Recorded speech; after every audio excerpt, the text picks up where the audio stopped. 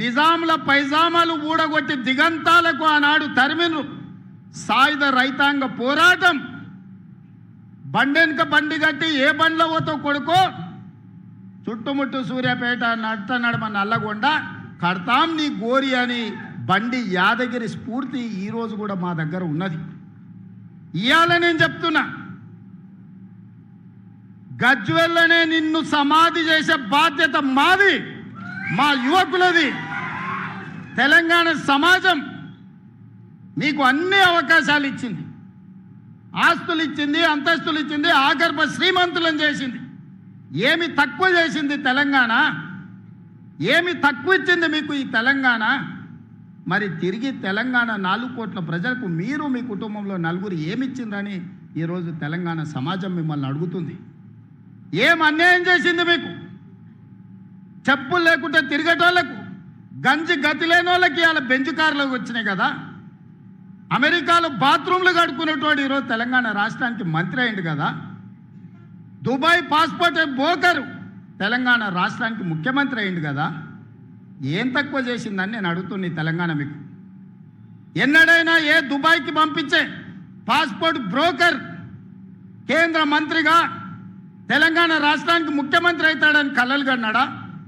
అలాంటి Dubai passport బ్రోకర్ని ఇవాళ తెలంగాణ రాష్ట్రానికి ముఖ్యమంత్రిగా తెలంగాణ ప్రజలు చేశారు. అమెరికాలో బాత్రూంలు కడుక్కునే నిన్ను ఐటీ ఇండస్ట్రీస్ మినిస్టర్గా 10 సంవత్సరాలు ప్రజలు భరించారు. రబ్బర్ చెప్పులు లేని కోమటిరెడ్డి వాళ్ళ ఇంటి ముందల 1000 రూపాయల కోసం గంటల కొద్దీ నిలబడ్డ నిన్ను, నీ కుటుంబాన్ని ఈరోజు మంత్రిగా చేసిండ్రు. బతుకమ్మ చీరలు, బోనాలు, బతుకమ్మలు వస్తే వసూళ్లు చేసే మీ చెల్లెల్ని కూడా ఎమ్మెల్సీ, ఎంపీగా తెలంగాణ సమాజం చేసింది కదా. చివరికి సారాలో సోడా పోసే ఆయన సడ్డకుని కొడుకుని కూడా రాజ్యసభ సభ్యులను చేసింది కదా. ఇది తెలంగాణ ప్రజలు చేసిన త్యాగం కాదా? ప్రాణాలు ఇవ్వడమే కాదు, ఆత్మ బలిదానాలు చేసుకోవడమే కాదు, మీకు ఇంత ఐశ్వర్యాన్ని, అంతస్తులను అందించిన తెలంగాణకు మీరు చేసిన ద్రోహం ఏందో తెలంగాణ సమాజం మర్చిపోయిందని మీరు అనుకుంటున్నారా? ఇవాళ అందుకే నేనున్నంత వరకు, ప్రజలతో మమేకమైనంత కాలం నిన్ను, నీ కుటుంబాన్ని తులసి వనం లాంటి తెలంగాణ సమాజంలో గంజాయి మొక్కను మొలకెత్తనిచ్చే సమస్యనే లేదు. అందుకే మా స్ఫూర్తి అందశ్రీ, మా స్ఫూర్తి గద్దరన్న, మా స్ఫూర్తి సోనియా గాంధీ. మరి నీ స్ఫూర్తి ఎవరని అడుగుతున్నా. నిజామా? కాసిం రిజ్వీనా?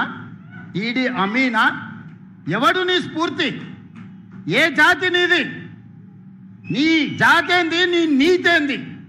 నీకు మాకు పోలికేంది? నీకు మాతో పోటేంది? మేము అదమర్చినప్పుడు, మేము కనుమూర్చినప్పుడు 4 కోట్ల తెలంగాణ సభానేజ్ని కబలించి దోపిడీకి పాల్పడుతుంది కదా. ఆ దోపిడీని మేము అంత ఈజీగా మర్చిపోతామా? అయినా ఒక్క మాట చెప్పదలుచుకున్నా. సరిగ్గా 2 తరాల ముందు నిజాం నవాబు కాసిం రిజ్వీ ప్రపంచంలో ఆగర్భ శ్రీమంతులు, ప్రపంచంలోనే అత్యంత ధనికుల లెక్కగట్టినప్పుడు మొదటి 2 స్థానాలలో ఆనాడు నిజాం ప్రభు ఉండే. సరిగ్గా 2 తరాల తర్వాత ఒక పారిశ్రామికవేత్త బాగా రాణించి 1000 కోట్ల రూపాయలు సంపాదించినాక ఆయనకు కోరిక కలిగింది. అరే, ప్రపంచంలోనే శ్రీమంతుడైన నిజాం కుటుంబాన్ని కలుద్దాం, ఎవరున్నారు ఆ కుటుంబం అని ఎతికిండు. కలుద్దామని ప్రయత్నం చేసిండు. కకావికలం అయిపోయి చెట్టుకొకడు, పుట్టకొకడు, దేశానికొకడు దిక్కులేని పరిస్థితి నిజాం కుటుంబానికే పట్టింది. నీ కుటుంబం ఎంత? ఈకలోది, తోకలోది. ఇవాళ నువ్వు అనుకుంటున్నామేమో చాలా ఉన్నాయని. ఏది ఉండదు బిడ్డ, బిచ్చమెత్తుకొని బతకాల్సి వస్తుంది. తెలంగాణ సమాజం గమనిస్తుంది.